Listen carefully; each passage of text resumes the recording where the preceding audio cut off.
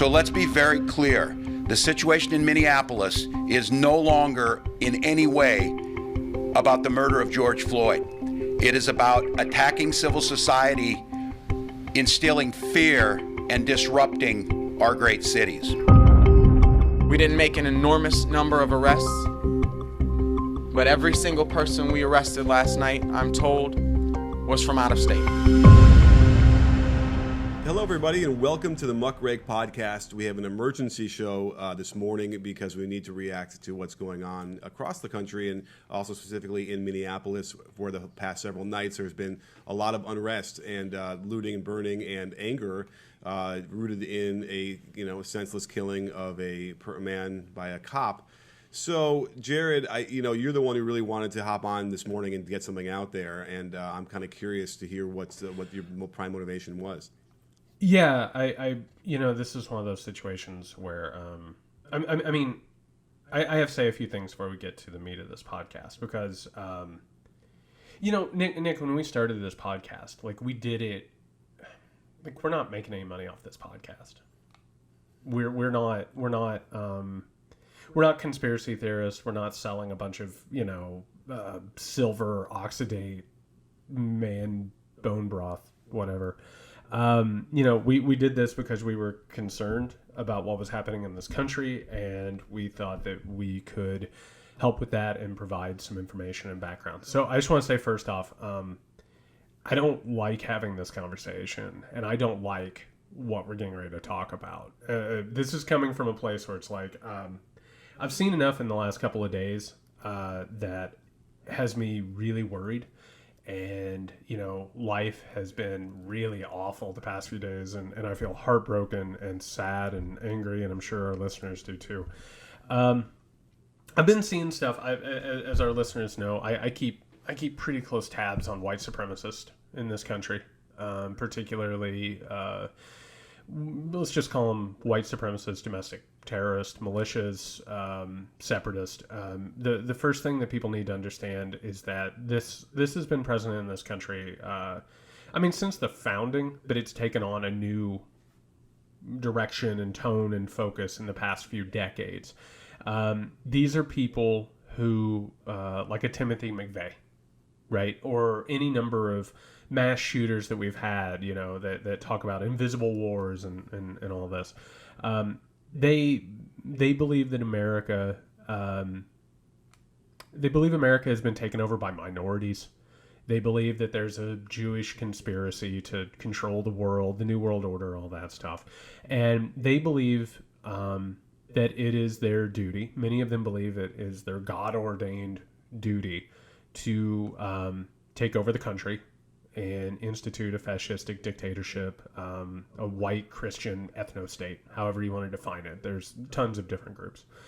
Part of that has been, and they've operated on this, it is their basic tenet and philosophy, to at some point, at a point of crisis, to accelerate that crisis and create a situation where America can be embroiled in a new civil war or a new racial war, however you want to say it.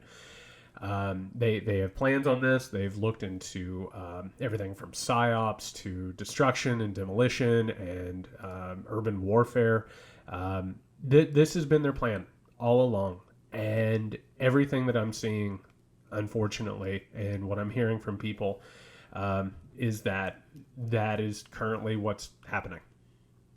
And this moment, because I want people to hear this out. It doesn't mean that all of this was planned or put together, but it is it's a pretty opportune time to do something like this with a pandemic, with an economic crisis, with Donald Trump as president. I'm not saying Trump is like a puppet master making these people do. That's not what we're talking about.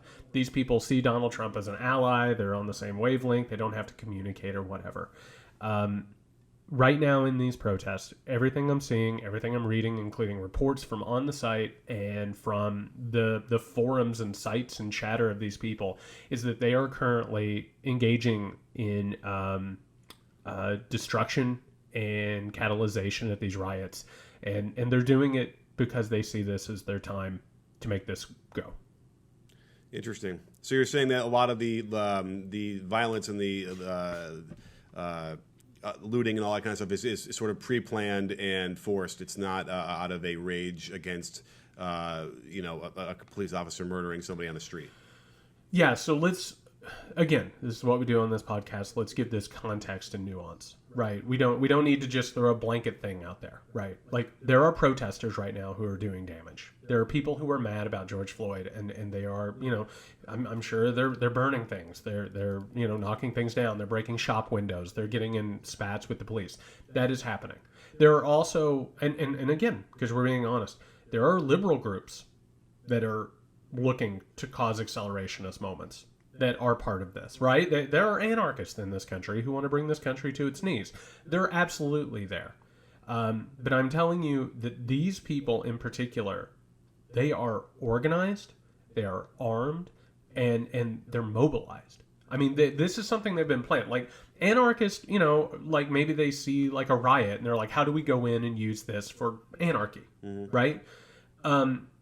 That's a spontaneous reaction, and maybe some of them are organized or whatever. But I'm telling you right now that these white supremacist terrorist cells, they have a beacon out on this. And matter of fact, while we were waiting to go on the air, the governor of Minnesota came out and said that all the people they're arresting are from out of state.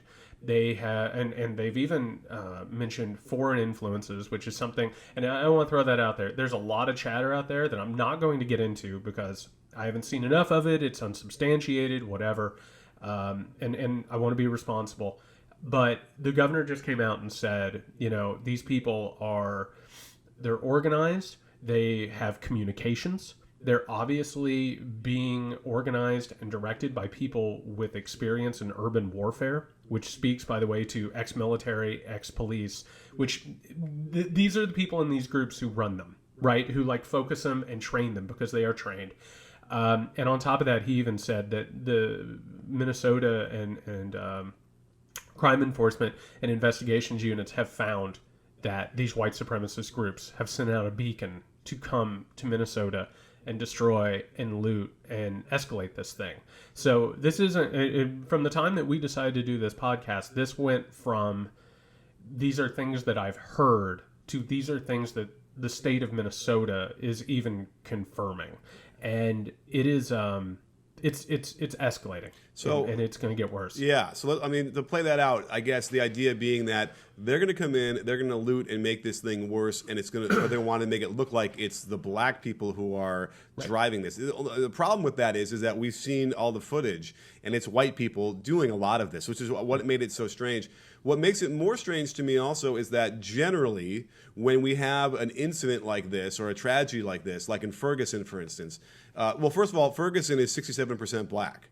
So, the seething rage that yields these kind of things is understandable in a way in these neighborhoods, in these areas. I just want to throw out there for background on this. Ferguson also had incidences of this. There's been proof and documented evidence that these kinds of groups went into escalate. Oh, interesting. But, okay. Yeah. So, and then if you want to compare the racial makeup of Minneapolis, it's 19% black people. So it's almost like, there's just, you're looking at this footage and, as a white person, to me, I would have no problem, protesting. And probably more like in the day and that's what happened around the country around Ferguson. There were protests during the day, but you didn't really see the rioting and looting at night anywhere else but Ferguson. Here we're having it in downtown LA. We're having it I want to say it was in Maryland. Somewhere else it was happening. Now I did see the stuff that was going on at the White House. And so it's just different. It doesn't feel the same as it has been. And generally that accusation is against the left for Soros funding all these people that come down there and foment, all sorts of chaos. So it's kind of strange to think that maybe this is, all of a sudden it's the other side of this is really doing this. And I guess it's to continue to stoke all the people who are sitting at home, the silent majority, the law and order people that, these watchwords that to continue to develop that notion that black people are dangerous and they're going to loot and they're going to do. I think that's the point we're talking about, right? Yeah. So there is, I want to share this with people in a second. There's a feeling that I mean, and again, like you can't speak for all of these people, right? Like for some of the people who are doing this, some of these, white terrorist cells, they're doing this to chip away at public faith. They're doing it to recruit and, swell their ranks. Not all of them are like, this is a go. You know what I mean? When I say this is a go, this is the moment, right? Mm-hmm. But there are groups of them that are saying that right now. I want to throw out, and this is, again, more context, what you just said about, the idea that George Soros pays protesters or whatever, which is part of the New World Order conspiracy theory, right? It's the idea that there is a wealthy Jewish person who is controlling all these things. And I want to get people to understand this because it's really, really easy to fall into conspiracy theories, right? We've talked about it on this show. Conspiracy theories are simplified explanations of complicated matters, right? Mm-hmm. So I want to share a couple things that the President of the United States said today. Because we saw there were protesters at the White House, right? Yeah. So here's a couple of tweets from Donald Trump. The professionally managed so-called quote-unquote protesters at the White House had little to do with the memory of George Floyd, okay? Then another time, and this was earlier, great job last night at the White House by the U.S. Secret Service. They were not only totally professional, but very cool. I was inside, watched every move, couldn't have felt more safe. They let the quote-unquote protesters, right? And then he went on to talk about how they would have been greeted by vicious dogs and ominous weapons. He says that many Secret Service agents were just waiting for actions. We put the young ones on the front line, sir. Yeah. They love it. Okay, so here's what I want to say here. Again, I'm not claiming that Donald Trump is like on the phone telling people to do this, right? Like, and that's the easiest way to do it is like there's like the puppet master or whatever. The people who are doing this believe that Donald Trump feels the same thing as they do, right? They finally have not finally, I mean, we've had white nationalist presidents before, but we have a white nationalist, authoritarian fascist in office. They're giving him reasons to do things. Do you know what I mean? Mm-hmm. Like, the army is going in or the military is going into Minneapolis tonight, right? I mean, we're looking at possibilities of things like martial laws. We're looking at the possibility of mass chaos, and people take advantage of that. That doesn't mean that it's like chess, right? Mm-hmm. It is chess on their end. They're trying to provoke a thing. And right now, this is the unfortunate part about it. We're in the middle of a pandemic. We're at the beginning of a possible depression. Donald Trump may lose in November, right? Mm-hmm. If they're going to do it, now's a good time to do it. Do you know what I mean? Right. I mean, in the absolute most cynical, thing imaginable, which is actually making me nervous even saying this, is it kind of, like George Bush when the HW when he had the war in Iraq, his war, they timed it badly. Because if they had timed it a little bit later, he would have won the election in '92. But because they timed it too early, he couldn't ride in on that. So in the most cynical version of this, it's like, yes, this is the timing where you'd probably start to do this because, I mean, it could lead into the election and then they could wreak all sorts of havoc that way. But here's the other thing we can't forget is that we've already had Donald Trump echo the sheriff in Miami with when the looting starts, the shooting starts, right? Which is all about just arresting black people and stop and frisk, all these horrible policies. Then he mentions vicious dogs. If there was a notion of a breach of the White House grounds, which is another that's civil rights. Yes, evocation. And like again, his addled brain might not really be able to connect those dots consciously, but there's no question he lived through that. He obviously knew it and knew what was going on. So you're right. Like there are these layers that are insightful, no matter what you want to say, and certainly the antennas are up of the people you're talking about on all those boards. They're the ones who are listening for it, whether or not Trump is even trying to overtly signal this, and that's going to be the go time. So it's really, it's never been a situation where we've had a president like this who's had a megaphone as loud as he has now, like with Twitter, for instance, to be able to in a second ignite all of this. Yeah, one thing that people need to understand is that, Donald Trump is naturally an authoritarian. It's not a decision. He doesn't wake up in the morning and it's like, right. I'm going to be a fascist authoritarian. Authoritarians are naturally like that. Like they have an like an inherent insecurity that makes them do the things that they do, right?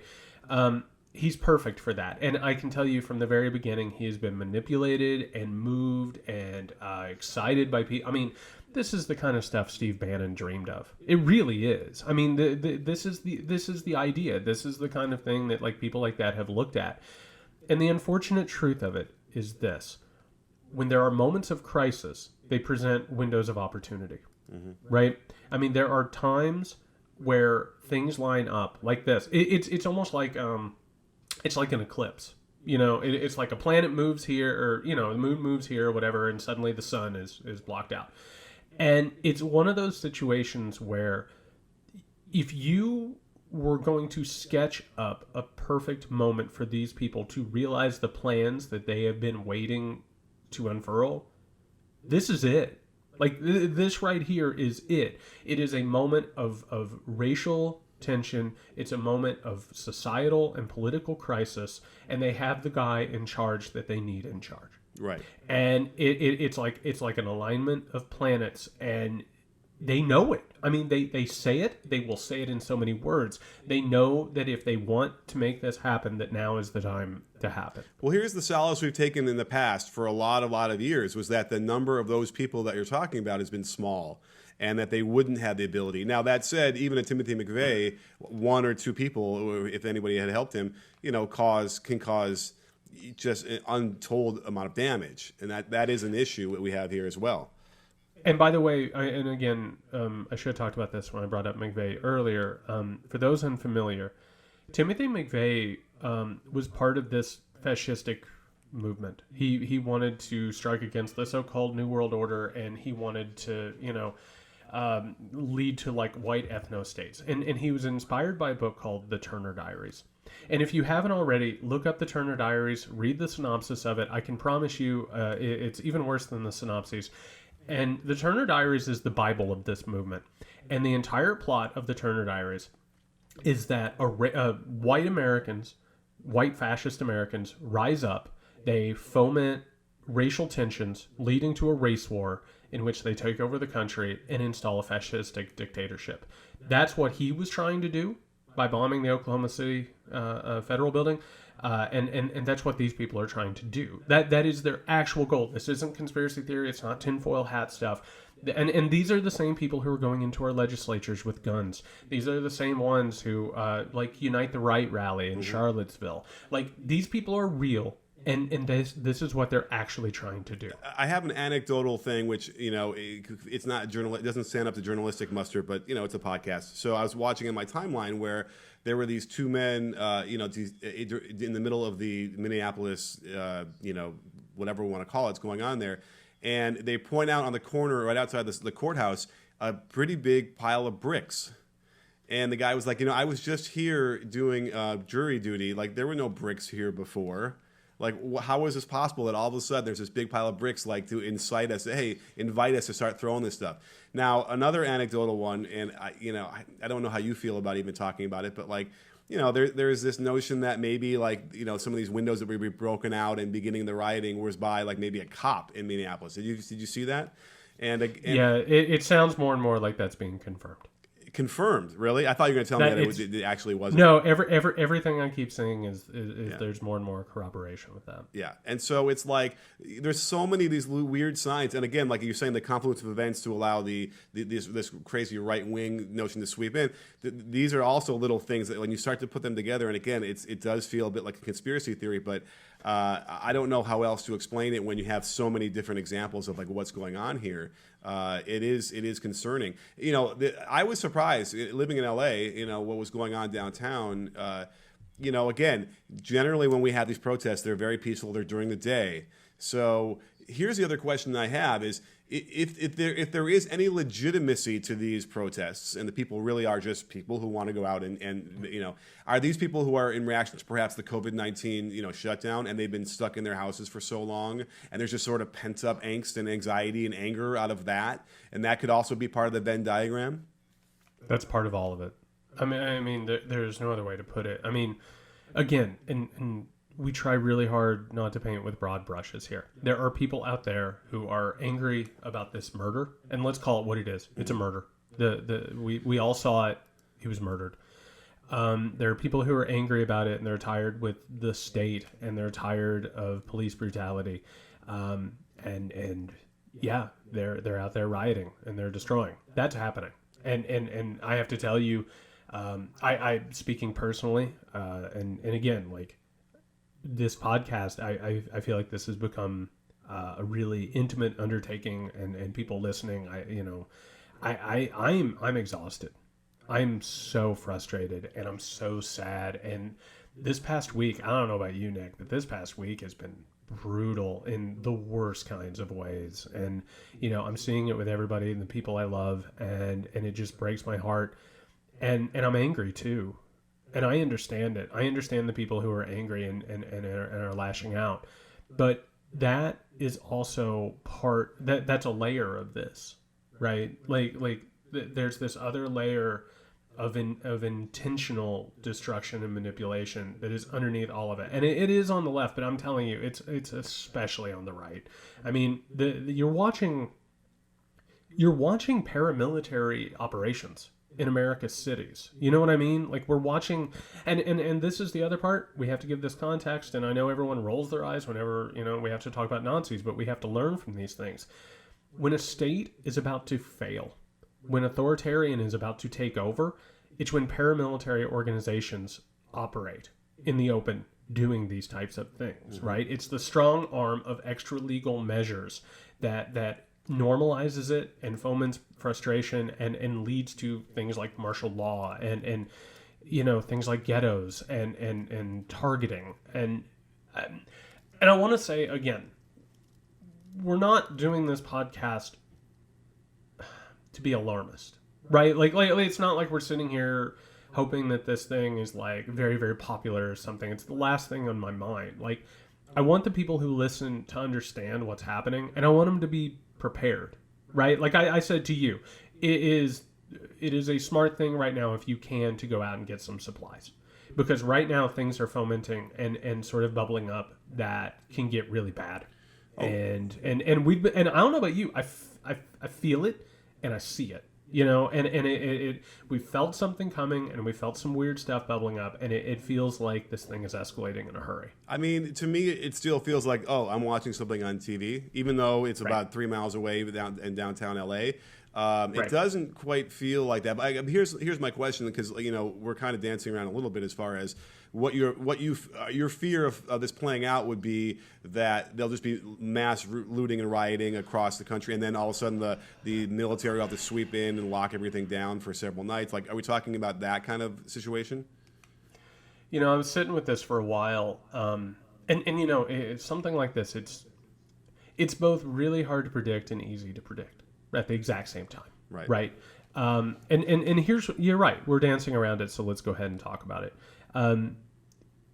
What these people want is they want to create a situation in which there is racial violence. And I don't mean like, just incidents in the street, like mass racial violence, right, between black and white Americans. They're looking to create a situation like that, which accelerates what they see as the decline of America, and so it'll be a failed state, and they can, take it over and shape it. There are different things that can happen here. We have a president who is authoritarian, and authoritarians, when they fail, they want more power, right? They blame conspiracies, they blame minorities, and they want more power. That is one possibility. We could see the possibility of this thing spreading. I mean, the protests are already spreading, right? I mean, and rightfully so. Right. With people who are tired of all this shit. But there's also, I'm sorry, but there's no other way to do it but to put it in context. We just saw, and what is time? How long have we been doing this? Down here in Georgia, we just saw 2 men gun a man down in the road. You know what I mean? Mm-hmm. And incidents like that are not going to slow down during all of this, right? We're going to see radicalized people carrying out asymmetrical attacks. We're going to see, unfortunately, and I hate to bring this up because this was a terrible day. Do you remember? It was back in 2016, and it was after it was in the middle of all this stuff. Do you remember the shooting in Dallas where the police were at the funeral and like the guy unloaded? People don't like to think about it, but all around America, there were all kinds of incidents that came from that. Like moments of like showdowns between people and cops. And, you know, it sort of breeds, right? And it felt very much that day. And if people remember, it felt very much that day like something dangerous was happening or we were moving near a cliff. These people intentionally want to push us off that cliff. Mm-hmm. And what happens after that is anybody's guess. But I can tell you that there is a fascistic movement in this country. And those people are not afraid to embrace this stuff. They've told us what they believe. They told us how they feel. So it isn't necessarily, there's no telling really how it manifests, but they're trying to manifest something. Right. And then, you know, Trump continually evokes this military, you know, language where he wants, you know, the mayor, right. You know, to be, you know, he looks at the mayor who looks like, you know, he doesn't have a crew cut. He's not standing ramrod straight up and down. He looks at him as being weak. Now, by the way, right. Their response was pretty bad, you know, 3 days ago. It appears they were not prepared at all for this. Now, that said, with a city like Minneapolis, you probably would put them lower on the list of someone who would be really concerned about having race riots or any kind of looting or riot or issues like that in the streets anyway. So, but, you know, this military invocation of words, even to the point when he had said that George Floyd will not have died in vain. Now, this is a psychopath who doesn't have any empathy. And this is him, like, I think, trying to imitate empathy, what he sees people and how he's supposed to say it. But, like, even that phrase really was so inappropriate. Yeah. Because when you die in vain, it's like when you're a soldier and you go off to war to protect your country, and we're going to make sure that, yes. you know, Vietnam, we're going to finish that, or whatever, you know, those instances are. Here was a guy that was pinned to the ground by his neck with a knee for 8 or 9 minutes until he basically died. This is not a notion of like dying in vain or not dying in vain. This is simply they just needed justice. And by the way, if you think that this didn't do anything, right? They had fired the cops, but they didn't really do anything else besides that. And then now they finally charge him with murder only after several days of what was going on. So if you don't think that that has any weight, people marching in the streets and making protests like this, it clearly does, right? They were probably not going to charge him with murder, at least, you know, not yesterday when they did, absence what was going on. Yeah, and again, this is one of the reasons why we started doing this podcast in the first place. We have been taught that authoritarianism and fascism sort of announces itself.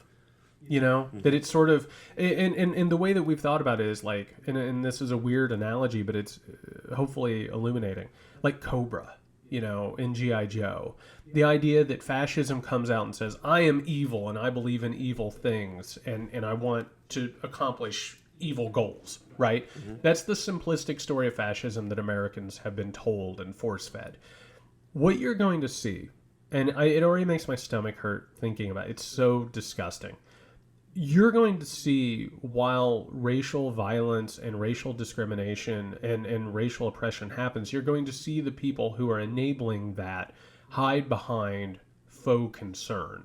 Right. Right? They're going to be like, oh, you know, it's the same thing that happened the other day with the Biden, you know, situation that he had where he went on the Breakfast Club and said stupid shit. Like, immediately all of these white nationalists are like, oh, who's the racist now? Right. All this stuff. We've talked about it before in this podcast. These people, and this is like postmodern advanced level stuff. They project everything they do. We talked about it. The China thing, they're already making China into Russia in 2016, right? They did it and now they're accusing other people of doing it. As this happens, it's going to hide behind semantics and faux outrage and, you know, faux progressivism even. I mean, like, Donald Trump is going to pretend that he is a champion for this person who has died, right? Even as he, you know, called people out to shoot people. It's going to be disgusting. You know, it's going to be really, really revolting and disgusting, but that's how these people work. It's going to be clothed. Yeah. Let me ask you this. You know, I've marched and I protested plenty of times in the last several years. I don't know if I feel comfortable right now doing it. Do you? If you would have gotten me in the daytime at noon or something, but that would probably be it. That is man, that's the catch-22 of all this. There's so much bad shit happening. We need mass action. But, I mean, on top of that, it's people are going to get sick. Yeah. You know? Yeah. They just are. And on top of that, like, man, I hate talking about this. This is such a bullshit thing that we have to talk about. So it was when I was covering the election in 2016, right? And I was going to all these Trump rallies and interacting with all these Trump people. And I kept telling people, you know, I keep having these conversations with Trump supporters.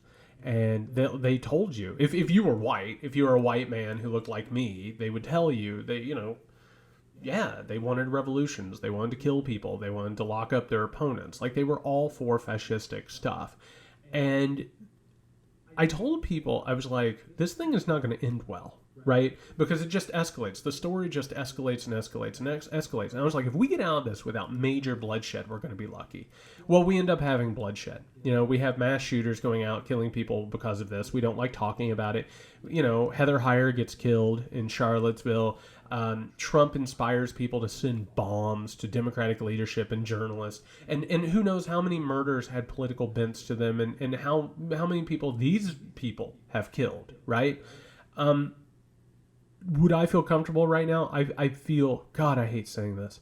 I feel like we are marching up to some really tragic stuff. And God, it breaks my heart to say that. And I'm so heartbroken right now about this and so much other stuff. But it is, it feels like this is the escalation that has been looming. Well, you know, when you start seeing phrases like, you know, Minnesota governor authorizes full mobilization of the state's National Guard, you know, it's been a long time, but it's not that long ago, in 1971.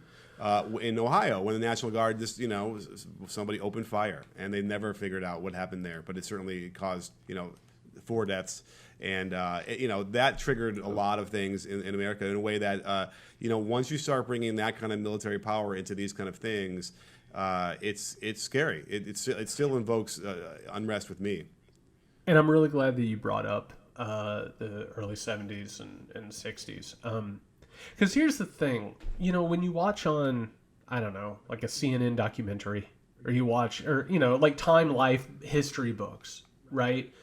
It's like hippies in the streets, like a picture of Martin Luther King. Maybe it's a picture from, people holding up peace signs and flowers, and you know, you see maybe Ohio.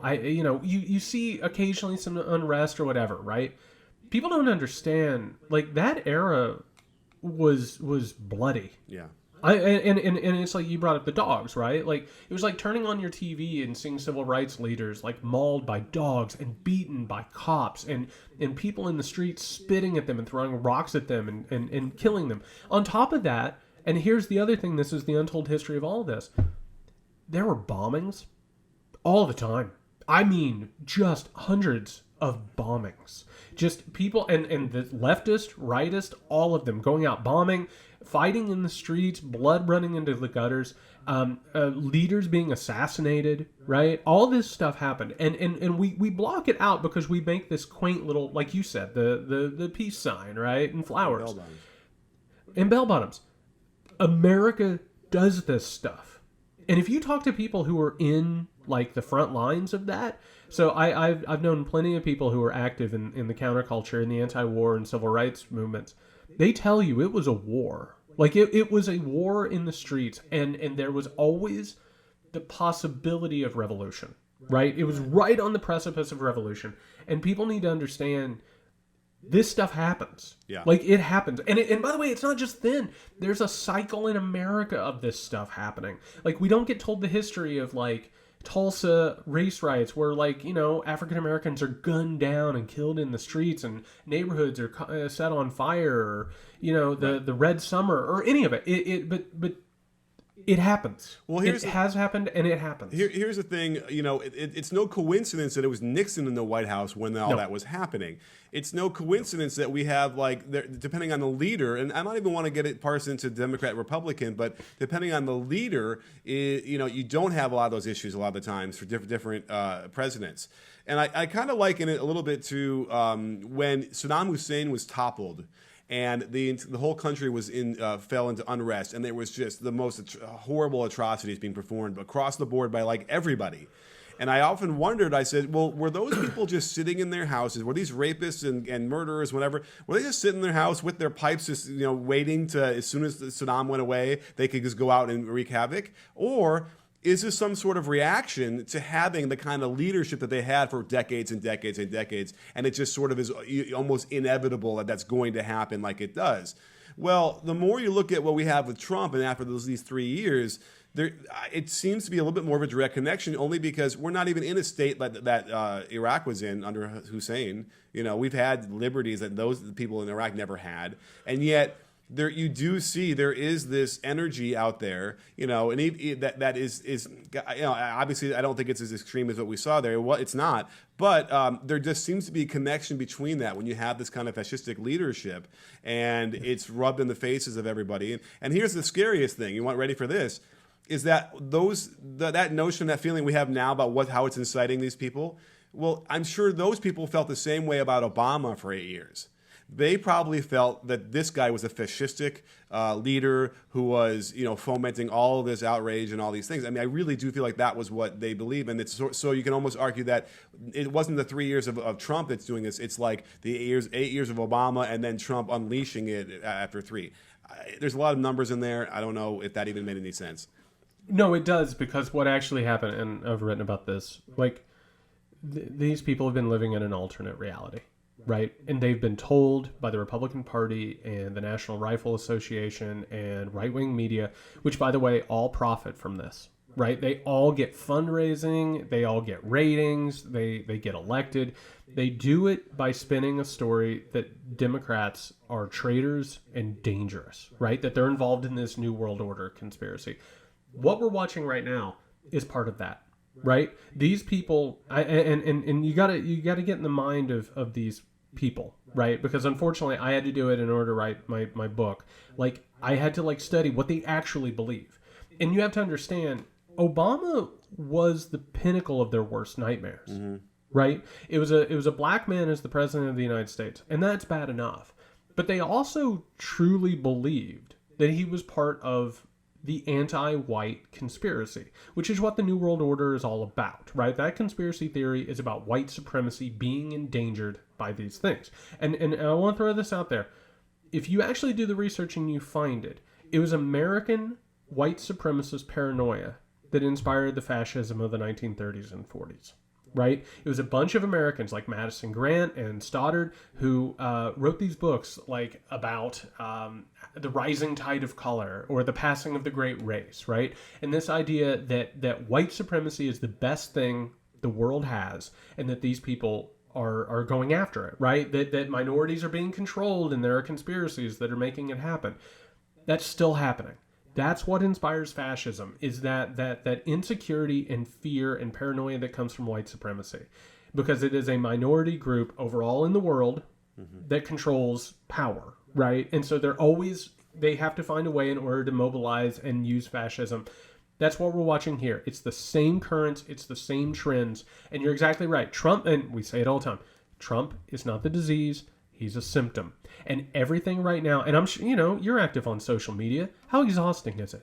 How exhausting is social media right now? Oh, it's a never-ending stream of exhaustion. We talked about this on our last episode, right? That this machine runs on anxiety, terror, and conflict. So everything feels like that right now. The tinderbox is set. And real fast, I don't want to be alarmist, but this is true. Leading up to the Civil War, one of the reasons that we got to the Civil War was because Americans came to believe there were two types of Americans. There were Northerners and Southerners. And the Southerners believed that the Northerners were engaged in a conspiracy against them, right? And it didn't hurt that burgeoning media, in this case, national newspapers, right, fomented suspicion and paranoia and conflict because it was profitable. This is what happens. This is how this stuff occurs. And it's not just in America. We just used the Civil War, which of course is, considering where we're at right now, a really frightening thing to bring up. It happens in other countries. There's a proven track record of this thing happening, and America is hurtling toward it, right now. That doesn't mean it'll happen. That doesn't mean it's inevitable. But I'm telling you right now, it is. There is a probability there that I'm uncomfortable with. Right. And people should be very uncomfortable with. I mean, I can hear the wheels spinning. So the chaos, the country continues to devolve into chaos across the board in many cities. They bring in the military. That we can't have a vote because things are too crazy right now. COVID is also a problem. I suppose that's what you're saying. And then next thing you know, certain things are enacted. Emergency laws are enacted to control everything under the guise of keeping everybody safe or whatever.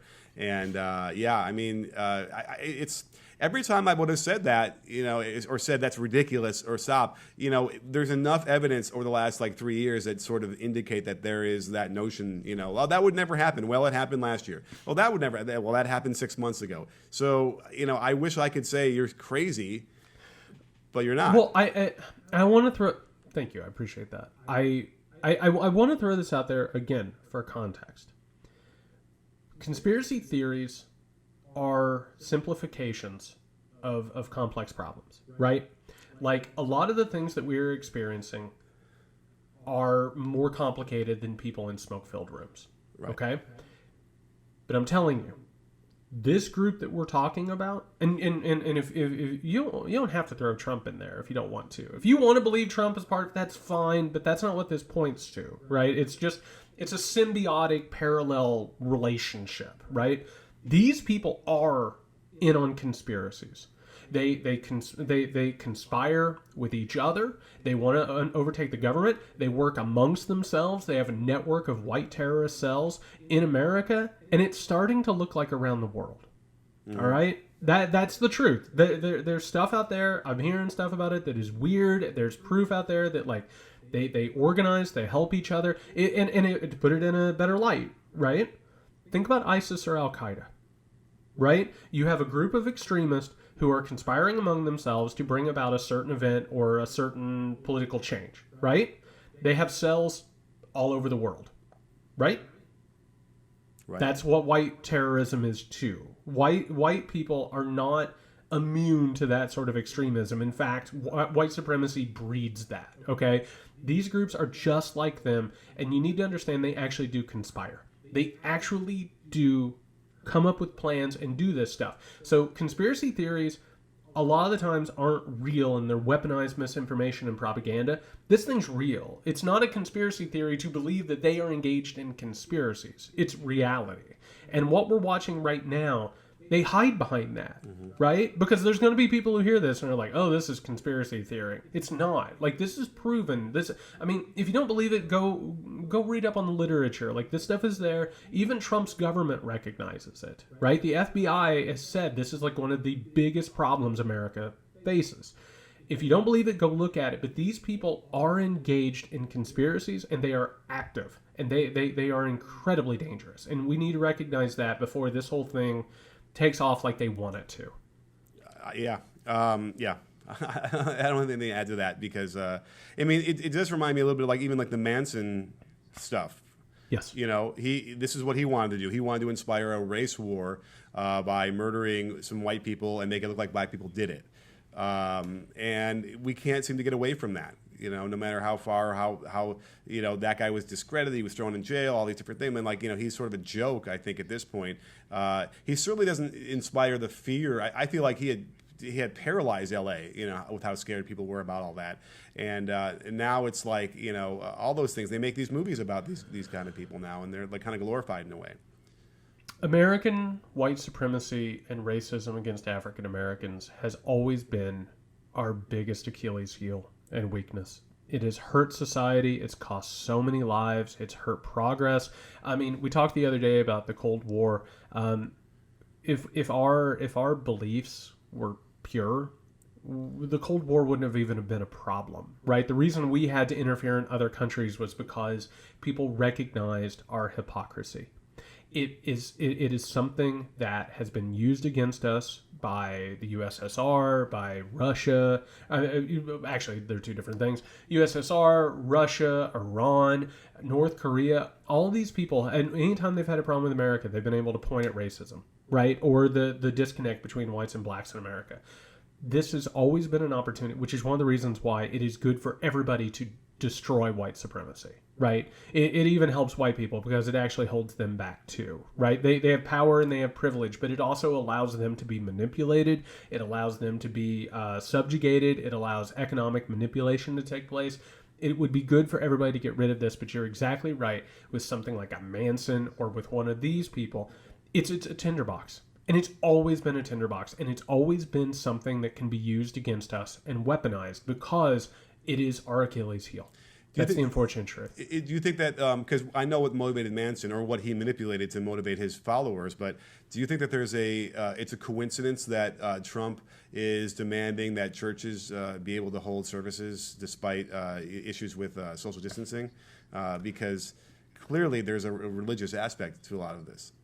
Absolutely, there is. A lot of these people that we're talking about consider themselves Christian. I've written about this pretty extensively. If people want to read more about it, I have an article in the New Republic called The Cult of the Shining City Embraces the Plague. Yeah, unfortunately, there's this really perverted white supremacist Christianity at the heart of all of this. And it's based on this idea, and it's a neo-Confederate religion. It's based on the idea that God has a chosen race, and it's white people. And he chose America as a white nation to be his champion, right? And that's the basis of white supremacy, is what it is. And or at least American religious secular myth. This Cult of the Shining City stuff is absolutely at the heart of it. And they truly believe, and this sounds nuts to people, but they need to understand I was raised in it, and a lot of other people were raised in it, to believe that America is under attack by satanic forces, Jewish people, if you want to get down into the nuts and bolts of it, right?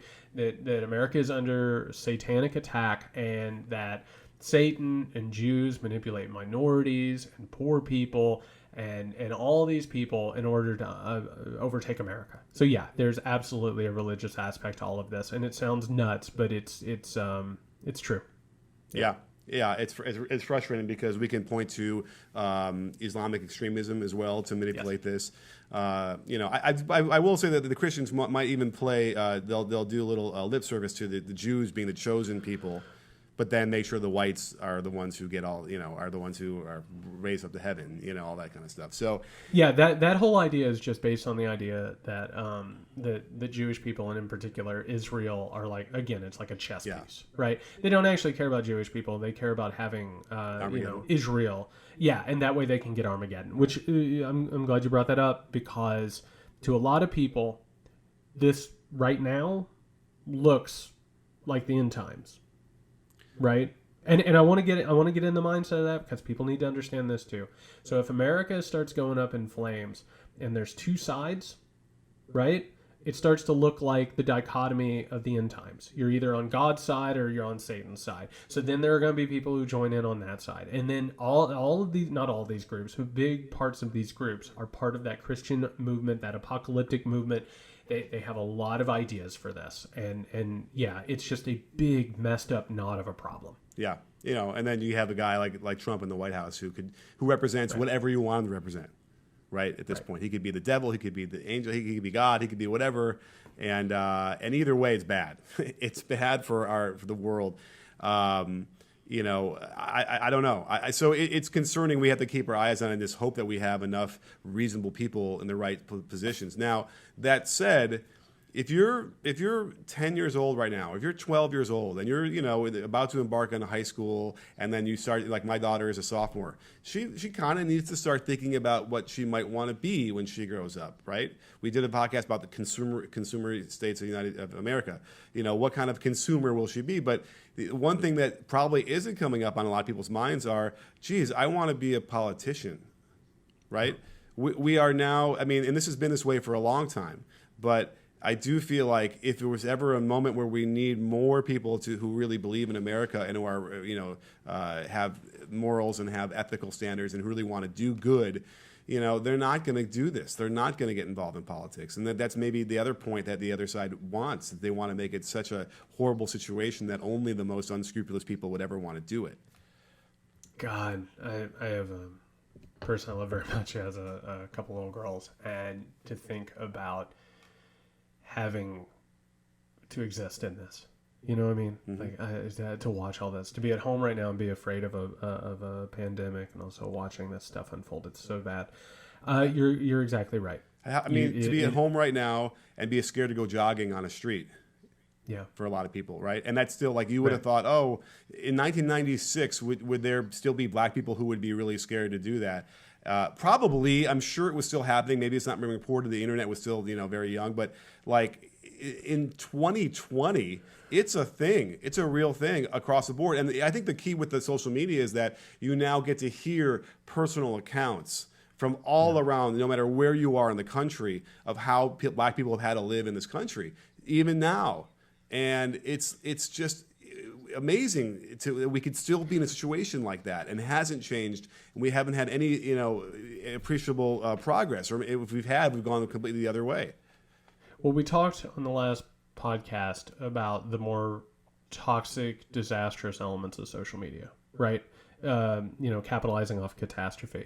One of the best parts about it, and one of the most worthy parts about social media, is that it has allowed white supremacy and racial prejudice to be dragged out into the sunlight, right? It has meant, and on top of that, like, sexual discrimination, harassment, assault, all of that. It has made very clear what is actually happening in this country and has been happening in this country since it was founded.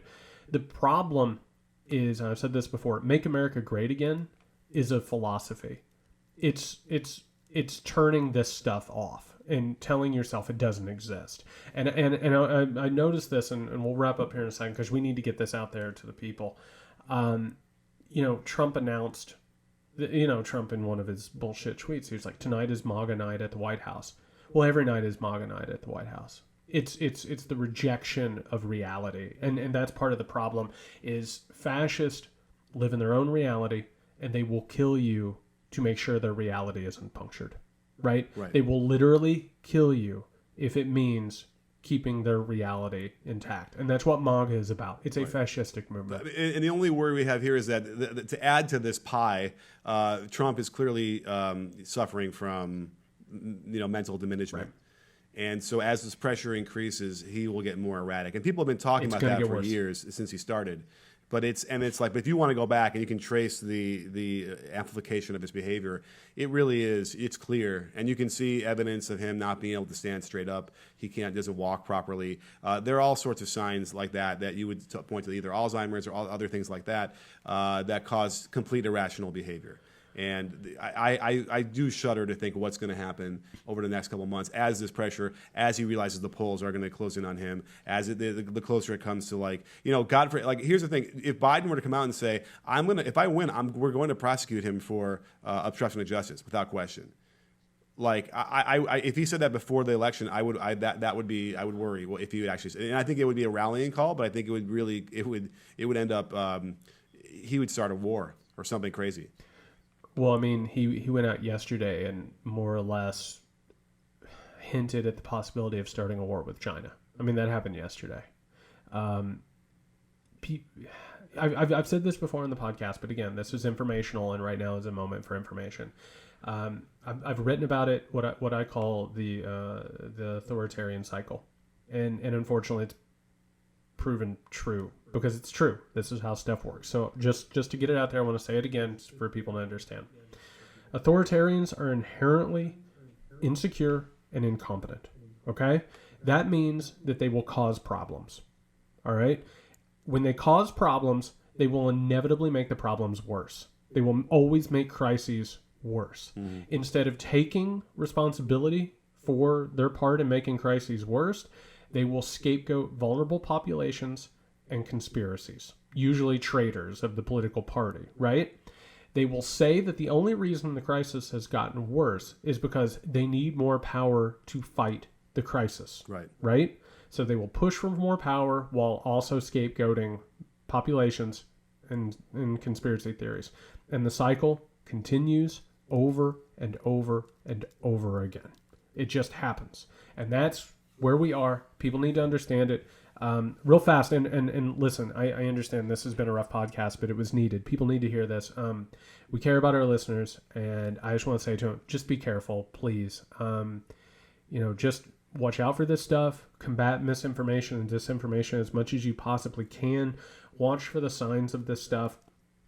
Take precautions, be safe with you and the people you love, maybe stock up on some stuff because it could be a bumpy ride. If nothing happens, you have some stuff and canned goods to eat or whatever and water to drink.